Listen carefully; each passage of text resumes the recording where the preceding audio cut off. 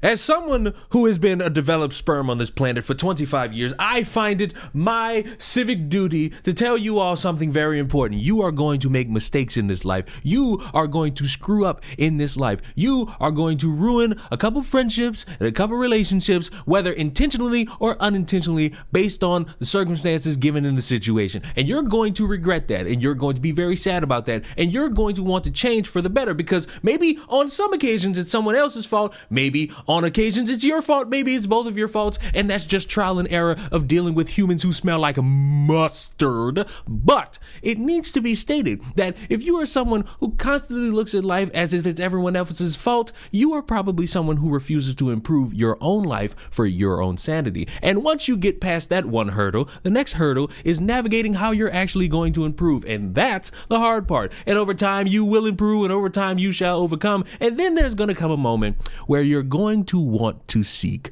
forgiveness, and the opportunity may present itself to you to actually achieve that level of forgiveness from individuals of your past, whether they be friends, girlfriends, boyfriends, family, and some people may take you up on that opportunity of forgiveness. A lot of the time, it won't be the case. And you're going to have to deal with that. Like that woman who accused a man who was driving up to his own home of trying to kidnap her and her child. And she ran up the street, made a big ruckus about it, and then got on social media crying because a bunch of people found out, called her racist. And she mentioned that she apologized to that man and he's not accepting the apology. It is not up to anyone's standard to accept apologies all the time. If they feel wronged by something, it is their God-given right to not accept an apology. Why? Because we're all humans and we all got human traits. But there's some people out there who do obvious bad and need to face a consequence. And as they're facing that consequence, they seemingly think that all they got to do is talk a big game and everybody's just going to believe it.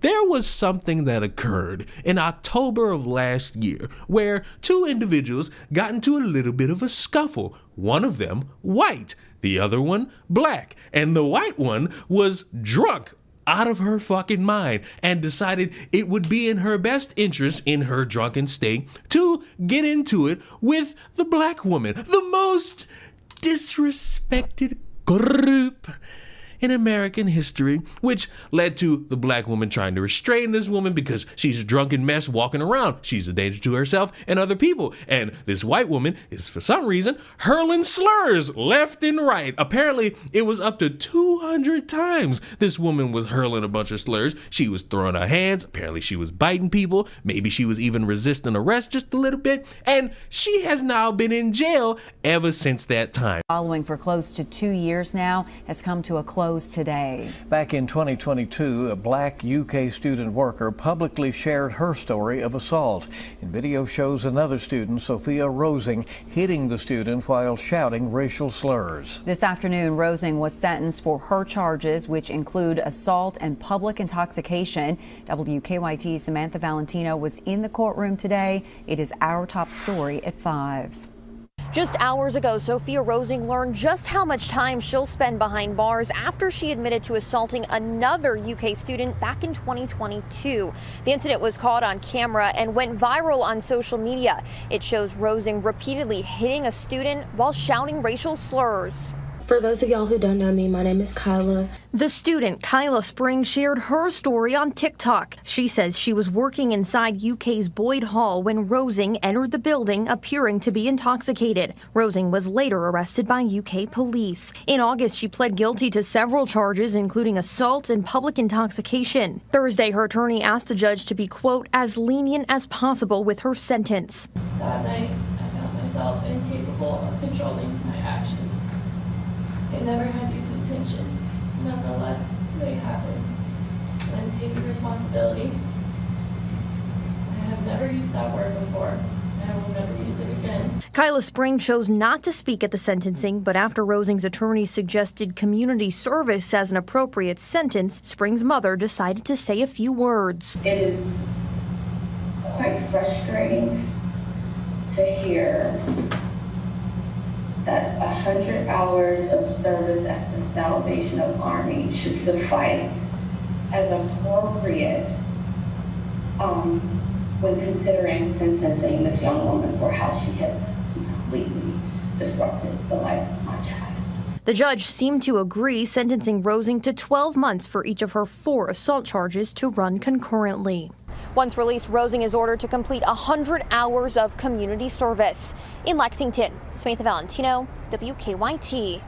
After the 2022 incident, Rosing was banned from UK's campus. Well, she's seeking a little bit of forgiveness. Last year, The Root reported on the University of Kentucky student who was jailed for a year for assault and calling a black classmate the N-word more than 200 times. Now, just 4 months into her sentence, Sophia Rosing has asked the judge to allow her to walk free on probation. According to the documents obtained by Lex 18, Rosing, who's 24, claims that since her arrest, she has dedicated herself to personal growth and accountability, and that she intends to seek professional counseling, complete alcohol treatment programs, and enroll in racial sensitivity training. Stop right there, because maybe I don't know anything about being in jail, even though the stereotypes dictate that I've always been in jail, but I don't think all the prisoners have access to alcohol. Methinks that while you're there, you are probably put into a couple of scenarios where, they train you on how to cope without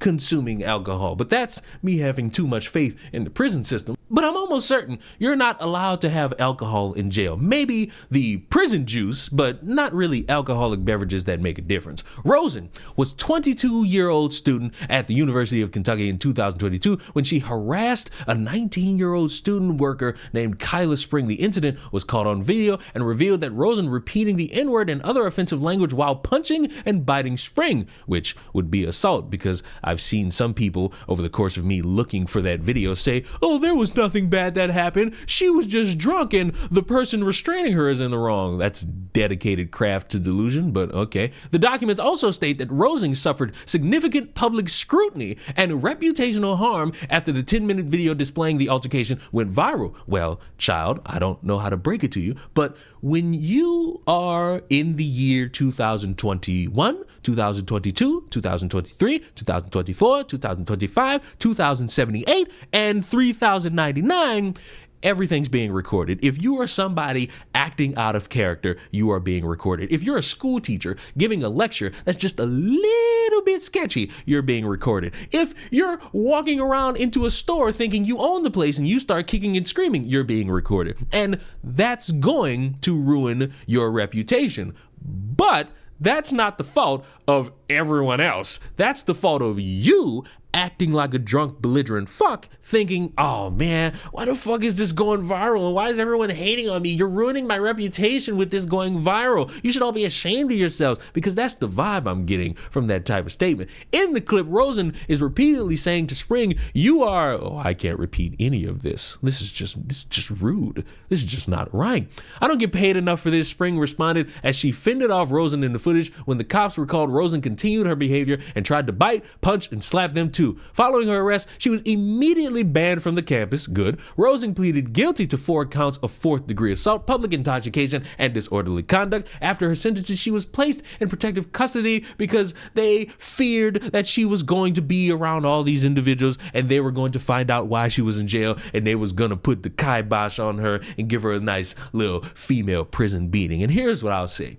You probably are going to serve the rest of that sentence. You're probably going to stick it out for these next 8 months. Why? Because while it is nice that you in this time frame have changed your ways and have gotten better for society and you have cleaned up your act, it takes more than just you saying that to actually make anyone believe it. It would take people actually looking at you and seeing you progress to actually determine that, yeah, you have changed. And your colossal fuck up of getting drunk and assaulting somebody and resisting arrest and apparently biting at either the person who you were calling slurs or the cops really doesn't paint a good picture for you. It doesn't paint the picture of, yes, you have done a great job changing your ways. It just screams to me, based off of reading this, you're still mad that you're in jail and you want to get out early. And yeah, a lot of people do want to get out early, but the problem is they've done something that warrants them being in jail for the correct amount of time. And I think a year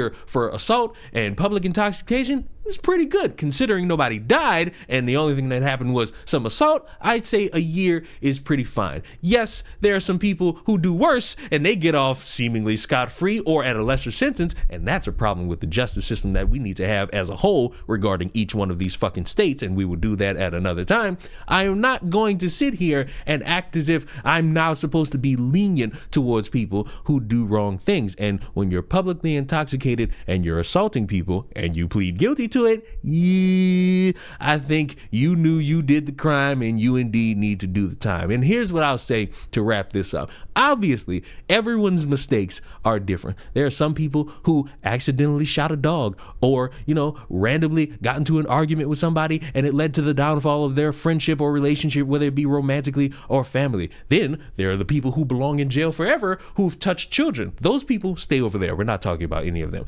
And we can have these conversations about growing and improving and forgiveness, and it'll be a fruitful endeavor because I do believe that the mistakes a lot of people make, again, we're not talking about those people over there. If you touch a kid or if you kill somebody or just randomly thinking that, you could just feel an urge, you belong over there. Like, we know when people like to play this game of what about these people? Keep them over there. They will never be forgiven. Fuck them. Send them over there. You have these moments where you want to be forgiven and you think society should and could forgive you. And maybe some people will. And maybe some people are hoping that you could get out free and that they could support you and that they could help you. But in terms of the general public who saw that video and have their opinions, they're not going to forgive you. And once you get out, whether if you do get out from asking the judge for an early release or you serve the full 12 years, or not 12 years, the full year, hopefully you now understand the gravity of being a dumb fuck who's drunk and you realize that maybe you should keep the alcohol away from you forever. Because let's be honest, alcohol is fucking nasty. Liquor